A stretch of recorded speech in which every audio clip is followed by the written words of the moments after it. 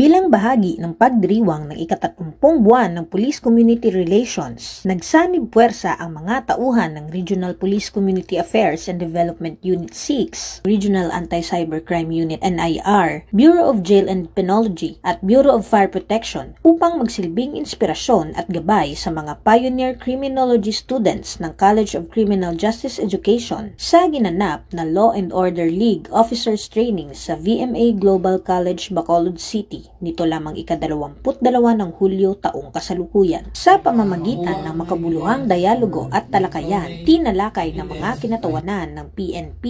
BJMP at BFP ang mga mahahalagang batas na may direktang epekto sa kapayapaan at kaayusan sa lipunan, kabilang ang RA 9165 o ang Comprehensive Dangerous Drugs Act of 2002, Cybercrime Prevention Act, at ang Safe Spaces Act. Layunin ng aktibidad na palalimin ang kaalaman ng mga estudyante at ihanda sila bilang mga susunod na tagapagtaguyod ng hustisya at disiplina sa bansa. Hindi lamang ito naging ordinaryong lektura, kundi isang mapagpalayang dialogo kung saan hinihikayat ang mga kabataan na maging aktibong bahagi ng pagbabago at higit sa lahat, maging ehemplo ng integridad at serbisyo sa bayan. Pinamalas ng Regional Police Community Affairs Development Unit 6 at katuwang na ahensya ang kanilang dedikasyon sa adhikaing makabuo ng ligtas, disiplinado at responsableng komunidad sa pamamagitan ng pagpapalakas ng ugnayan sa mga paaralan at pagpapalaganap ng kamalayan sa batas. Ang ganitong aktibidad ay patunay na ang Philippine National Police ay hindi lamang tagapagtupad ng batas, kundi katuwang sa paghubog ng kinabukasan ng kabataang Pilipino, mga kabataang may tapang,